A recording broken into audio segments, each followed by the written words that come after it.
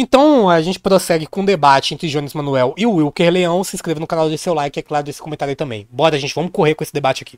Ainda tem um tempo. Ah, é mesmo? Eu tenho mais um minuto. Porque, veja, a ignorância ela é notável, né? A pessoa está na universidade, que é uma das melhores do Brasil. A UNB, para quem não sabe, é uma das melhores universidades públicas do Brasil, né? É uma universidade que, inclusive, tem um programa de pós-graduação em política social que eu pensei em fazer o doutorado lá, que é uma referência nacional no estudo de políticas sociais no Brasil, de orçamento público, seguridade social. Então, a pessoa está na UNB, uma das melhores universidades do Brasil. Poderia tranquilamente ser uma pessoa de direita, uma pessoa liberal que está estudando, que está pesquisando. Poderia pegar um importante liberal brasileiro, José Guilherme Merquior, você já leu? E estudar. Trabalhar a obra dele. Mas não, a pessoa... Assim, a pessoa escolheu lacrar em rede social e quando tem a oportunidade de um debate ao vivo, com todo respeito, eu que não é sendo arrogante, não. É chocante. De verdade, assim. E eu tenho certeza que não é só eu que tô pensando nisso, não. Eu tenho certeza que os dois aqui estão pensando, que Pedro tá pensando, todo mundo já tá pensando. É chocante, Wilker. De verdade. Esperava, mas muito. Mas muito mais. É quase nível Caporeso. Sabe? É quase nível Caporeso. Falta bem pouco pra isso. Eu acho que é pior que o Caporeso, tá? Eu acho que até então tá pior do que o debate do Jones Manuel contra o Caporeso. Wilker, 2 minutos. Imagine se fosse arrogância, então, né? E do alto da sua completa incompreensão de questões básicas. Eu estou dizendo o tempo todo aqui, com todo respeito a esses cursos, mas eles deveriam ser desenvolvidos, dada sua baixa demanda para o mercado de trabalho e não haver sentido de retorno social da produção em pós-graduação desses cursos. Não tem retorno social nenhum, né? Tá bom. Tá bom, a gente já explicou essa parte aqui. Cursos na pós-graduação, para que poucas pessoas ocupem essas posições e haja demanda para isso, cumprindo com a demanda, na verdade. É assim que funciona. Oferta e demanda, essa é a lei do mundo, para além de economia, de ideologia, é assim que funciona. Você não trouxe a discussão inicial, que você disse que eu fugi, sendo que eu apresentei um posicionamento, estou complementando agora acerca da baixa capacidade de produção tecnológica do país e a gente atrás de diversos países de ponta aí. Tá aqui uma solução, a gente aperfeiçoar o orçamento, tirando cursos que não deveriam estar no nível de graduação, colocando onde eles deveriam estar, onde há demanda para aperfeiçoamento com a base dessas pessoas em ciências sociais e um aperfeiçoamento em biblioteconomia, museologia e afins, poupando grana desse orçamento para investir onde é mais importante, como pode ser o caso, e eu acho que concordamos, produção tecnológica científica. Mas eu não sei explicar de forma mais clara que isso. Ah, mas eu tô no nível Caporeso. Eu não sei nem do que você tá falando, o nível Caporeso aí. Mas é uma questão muito básica de visão de mundo que não sou só eu que tenho. Você pode falar o que você quiser. Ah, o seu seguidor... Você não sabe nem quem são os meus seguidores. Você não tem conexão nenhuma com o mundo para além da sua bolha. A gente acha isso daqui, com todo respeito, e o meu público nem acha com todo respeito, uma piada. Vocês enxergarem só a bolha de vocês como a verdade absoluta, ao mesmo tempo que querem relativizar verdades que, em certo modo, são absolutas. Até o momento também não falou sobre os dados que foram demandados, né, sobre qual que é a participação realmente desses cursos na folha orçamentária das universidades, né? O que a gente economizaria realmente se a gente excluísse esses cursos, né? Se a gente aniquilasse completamente esses cursos, da forma que ele está propondo aqui. Não respondeu. É uma piada, acaba sendo. Mas eu tô aqui com todo respeito apresentando uma visão de mundo que eu tenho o direito de ter. E sou calado na universidade, mas é que eu vou falar. Não, ele não sabe nada de ensino realmente, mas se acha capaz, né, de dizer o que é importante e o que não é na formação de um país como o nosso, né? E depois diz que o Jones é arrogante, caramba. É muito isso mesmo. A direita tentando se resolver, né, com as noções paradoxais que ela tenta vender ao público, né? Quantas bitucas a live produziu? Eu acho que a live de hoje produziu o quê? Umas 5 bitucas? Tipo, ou umas 4? Não sei, não me lembro.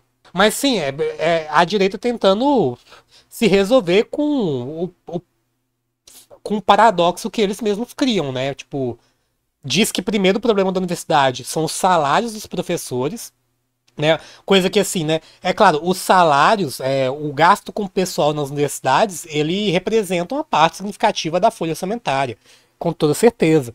Mas isso se deve exatamente porque os investimentos na educação pública universitária está cada vez menor. Logo, o gasto com o pessoal representa uma parte tão significativa assim. É porque, afinal de contas, gente, o tipo de equipamento utilizado nesse tipo de espaço de produção de ciência e tecnologia, eles são muito caros de se manter, eles são caros assim na compra e também na manutenção. O que a gente tem aqui é que não se investe suficientemente na manutenção desses equipamentos. E aí, em seguida, né, depois de dizer que o gasto com professores é muito maior, é muito grande, ele diz que os professores ganham muito pouco e merecem um aumento.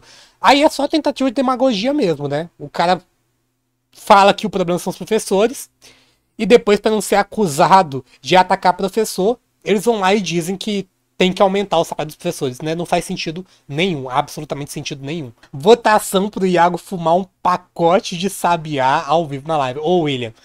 Caramba, William, se tem um cigarro que eu já fumei na minha vida e que eu não consegui fumar, foi o sabiá, velho. Tipo, caramba, o sabiá é muito ruim, velho. É muito ruim, não tem condição. É assim, não, professor de biologia claramente vive de fotossíntese também, né? Tipo, porra, a gente não precisa de salário, não. Sim, claro, não. Uma vez que a gente é caro pra manter, né? Tipo, então se propõe que a gente trabalhe de graça, né? Afinal de contas. Gente, volta pro debate. Chega de tergiversar. Sua pergunta, Jones. Vamos lá. 3 minutos. Perfeito. Gente, perceba o que é achismo. Como é que funciona? É assim, não, eu tô defendendo que acabe com esses cursos de graduação e bote pra pós-graduação pra economizar dinheiro. Economiza quanto? Dá bilhão? Não dá, Wilker. Desculpa, isso é patético. Não, porque eu acho que vai economizar. Acha a partir de quê? Tirou esse dado da onde? Esse dado existe? Cadê? A gente ainda tá se perguntando aonde que tá esse dado, né? Aonde que tá esse dado? Vamos ver. Se ele vai entregar este dado para a gente até o final do debate. Dá bilhão? Dá quanto? Vamos lá. Vamos fazer um exercício hipotético. Acaba todos os cursos de graduação de museologia, biblioteconomia, arquivologia e tudo que você imaginar. Vamos lá. Você é ministro da Educação do Brasil. Acabar todos os cursos de graduação e bota para pós-graduação. Economiza quanto? Sabe? Responda. Viu? Essa é a pergunta. Economiza quanto? Quero que você dê esse dado pra gente. Vamos agora ter a percepção direta e objetiva se o que você fala tá baseado em achismo, tá baseado em opinião, sem fundamento nenhum, ou se você tem algum dado. Economiza quanto? Vamos lá. Isso por um lado. Por outro lado, e aí responda, viu? Quanto economiza? Fundamental. Eu vou aproveitar mais uma vez para fazer um debate muito sério com vocês sobre a situação da universidade, já que a gente tá falando sobre a universidade. Veja, o vestibular... Fora também, se eu não me engano, na UFOP isso acontece, mas isso é bastante comum já em várias universidades. O curso de museologia da UFOP, ele compartilha a infraestrutura com o curso de história e o curso de ciências sociais, tá? Isso reduz bastante já o custo operacional desse curso, né? Em muitos... Assim, gente, só porque tem curso em universidade não quer dizer que tem prédio, tá? Fica aqui o breaking news pra vocês. A maior parte dos cursos, na verdade, nas universidades, eles não tem prédio só para esses cursos em específico. Tipo, isso é muito comum com cursos de museologia, de arquivologia, de antropologia. Tipo, que eles compartilham o mesmo prédio com outros cursos de humanas. Mas tá bom. O vestibular, ele não existe para selecionar, ele existe para excluir alunos. Prova disso é que a universidade, o sistema de universidades públicas no Brasil tem vagas ociosas, né? Em 2024, a gente teve 50% de vagas ociosas, considerando o total de vagas das 69 universidades federais do Brasil. Ou seja, as vagas não estão sendo preenchidas. Por que essas vagas não estão sendo preenchidas? O perfil socioeconômico do aluno da universidade pública mudou nos últimos anos, né? É um perfil mais popular, de alunos mais pobres, da classe trabalhadora, muito fruto, inclusive, da lei de cotas. Isso faz com que exista uma demanda maior por assistência estudantil, por permanência estudantil. O aluno, para continuar o seu curso e para concluir, ele precisa de muito mais apoio de políticas de permanência estudantil que estão em baixa. Consequência prática disso é que em 2023, só 43% dos ingressantes em cursos de ensino superior públicos terminaram. Ou seja, a maioria que ingressou não conseguiu terminar a graduação. Acaba que a universidade pública está virando a porta giratória. O aluno pobre entra, fica feliz, mas não consegue, infelizmente, concluir o curso. E aí a pergunta segunda pergunta, Wilker, qual é a sua solução para isso? Como é que a gente enfrenta essa porta giratória, esse aluno que entra e não consegue concluir a graduação e essa ociosidade de vagas? Então vamos lá, só organizar. Quanto é que dá acabar com todos esses cursos de nível de graduação em valor e a evasão escolar, não conclusão e a ociosidade de vagas no sistema público brasileiro? Eu acho engraçado como no âmbito da universidade, na própria produção acadêmica, né, séria, que tem que ser respeitada como a verdade absoluta, você tem teorias. Você entende o mundo a partir de abstrações teóricas. Você não tem dado para praticamente nada. Aí ele me cobra o dado como se isso fosse anulatório da discussão que eu estou trazendo, que é em sentido abstrato e teórico mesmo. E vamos... Caralho, a cara dele nem queima dele admitir que ele realmente não tem dado nenhum pra embasar o que ele tá falando, velho. Impressionante. Tem nem condição. Ou, se eu não me engano, acho que você precisa de 5 estudantes de museologia para você alcançar o custo que é para formar um médico, sabe? Com o dinheiro que você forma um médico, você forma 5 museólogos. Não tem condição o que ele tá propondo aqui. Tipo, é muito barato manter esse tipo de curso, muito barato. Tanto que é só vocês verem, né? Já que o liberal gosta muito de lidar com esse tipo de termo, né? A lei da oferta e da procura, esse tipo de coisa. Qual que é o valor de uma mensalidade em um curso de medicina em uma faculdade privada e qual que é a mensalidade de um curso de humanas, né? Eu acho que você vai chegar à conclusão de que a mensalidade para um curso de humanas é bastante menor do que a mensalidade para um curso de medicina, por exemplo. Véi, em outras áreas, tipo, é ainda mais gritante a diferença, sabe? Mas tá, segue o bonde. Combinar, qual que é o dado aqui? O dado que você trata como chavão, que é óbvio, é dado da OCDE. A gente gasta, que seja um chavão, é um dado da OCDE. 4 vezes mais ensino superior do que em educação básica. De novo com o dado que qualquer um que vê noticiário sabe. Tá bom. Aí a gente vai para a questão do orçamento da universidade que eu apresentei também. Quanto que a gente gasta dentro da universidade com pessoal, com despesas obrigatórias? Na UNB é 90% do orçamento comprometido. Como que a gente diminui esse orçamento? Tá tudo conectado aqui. Se o Jones não consegue fazer conexões, a culpa já não é minha. Mas está conectado a essa discussão inicial que eu estou falando aqui agora. Diminuição de cursos que não são necessários estarem na posição que estão. Isso daqui é um exercício teórico abstrato que não se sabe quanto que vai dar em termos de numeração, mas... Vocês perguntaram aí no chat se quem faz restauração, né, de material, museologia, arquivologia... sobre esse curso em específico aí eu já não vou me pronunciar, porque eu não tenho conhecimento sobre esse curso em específico. Mas na minha experiência... lidando com pessoas que trabalham com restauração, eu já trabalhei em museu um tempo. Praticamente qualquer um com especialização, tá? Porque, afinal de contas, falta pessoal. Isso quando tem. A Amy respondeu aí, né? O pessoal de artes, se não se engana, também pode fazer especialização em práticas de restauração, né? Para quadros, fotos, estátuas, madeira, são áreas diferentes na especialização. Mas eu já vi biólogo trabalhando com restauração, tá? Com especialização dá pra fazer. Isso quando, infelizmente, isso acontece, gente. Oficialmente a gente tem uma coisa, extraoficialmente tem outra. Isso quando a pessoa tem formação, tá? Muitas vezes a pessoa sem formação em restauração, sabe? Sem alguma formação complementar nesse sentido, desempenha esse tipo de trabalho porque falta pessoal. Falta muito pessoal, tá? Nossa, um negócio que é muito comum de biólogo fazer, inclusive, é profissional da saúde fazer, trabalhando em museus, esse tipo de coisa... fazer preparo de material, tá? Para ser disposto em museu sem formação para isso, tá?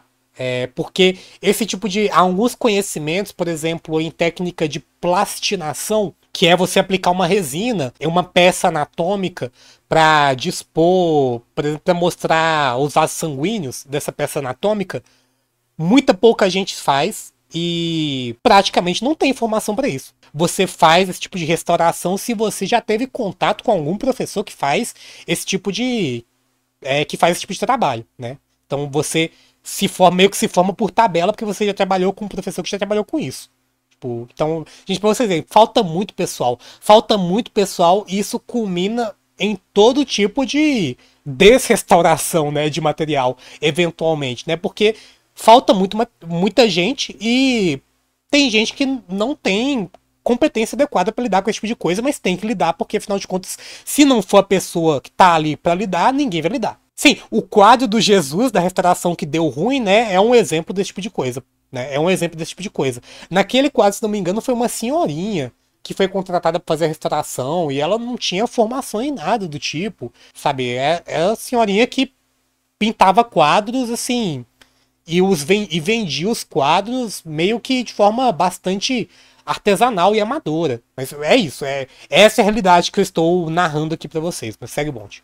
Por óbvio, vai enxugar essa máquina, a máquina administrativa universitária que está inchada, com 90% da sua capacidade orçamentária comprometida, com questões que não estão dando o resultado esperado. Aí adianta a gente ficar no mundo das ideias, que o Brasil um dia vai ser realmente importante academicamente, vai ganhar um Nobel, vai produzir tecnologia de ponta. De ponta a gente...